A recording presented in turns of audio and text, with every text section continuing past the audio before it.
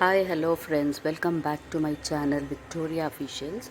ఈరోజు నా simple lunch and breakfast routine share చేసుకుంటున్నాను. ఈరోజు morning breakfast radish paratha with fish curry. ఇప్పుడు పప్పు చేస్తున్నాను. టేక్ 1 కప్ ఆఫ్ దాల్, మంచిగా కడిగి ఒక 2-3 టమాటోలు, 1 స్పూన్ పసుపు వేసి ఉడికించుకోండి. ఒక 3-4 విజిల్స్ వచ్చే వరకు.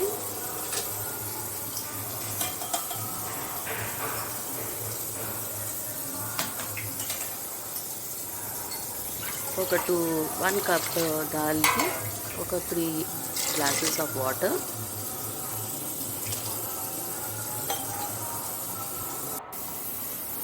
ఇది రైస్ అండి, రైస్ కడిగి పెట్టుకున్నాను. ఇది పప్పు ఉడికిన తర్వాత మెదుకొని దాంట్లో 1/2 స్పూన్ కారం, అది MTR సాంబార్ మసాలా ఒక 2-3 స్పూన్స్ వేసుకోండి.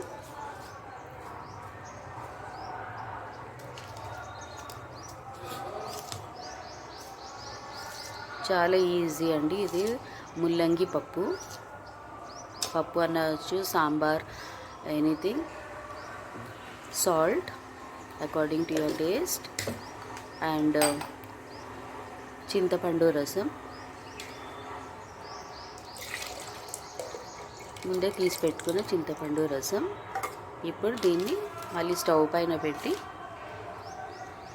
ముల్లంగి యాడ్ చేసుకున్న తర్వాత మళ్ళీ స్టవ్ పైన పెట్టి ముల్లంగి ఉడికే వరకు ఉడికించుకోండి.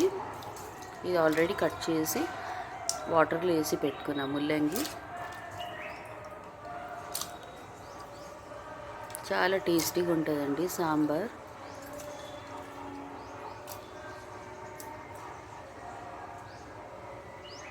ముల్లంగి ఒక 1-2 విజిల్స్ వచ్చే వరకు ఉడికిపోతుంది చాలా తొందరగా.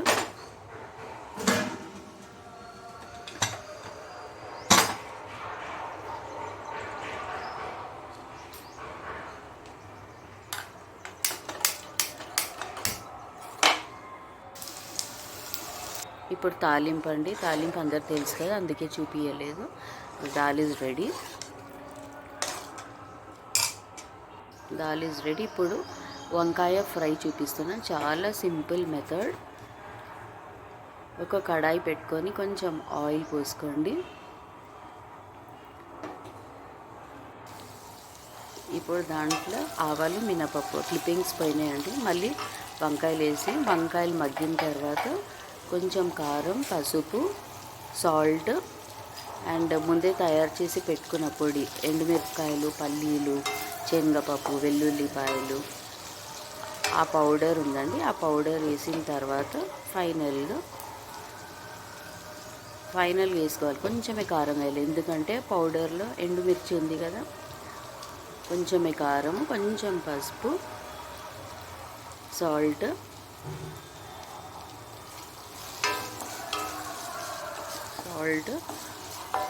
ఇప్పుడు తయారు చేసుకున్న పౌడర్ ఒక 2 స్పూన్స్ వేసుకోవాలి.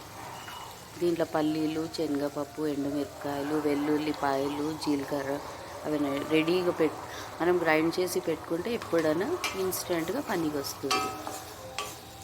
అది వేసిన తర్వాత ఒక 2 మినిట్స్ కలుపుకొని దించేయాలి, అంతే. Done. Simple recipe. Dal, rice, వంకాయ ఫ్రై. Dal is ready. వేడి వేడి అన్నం,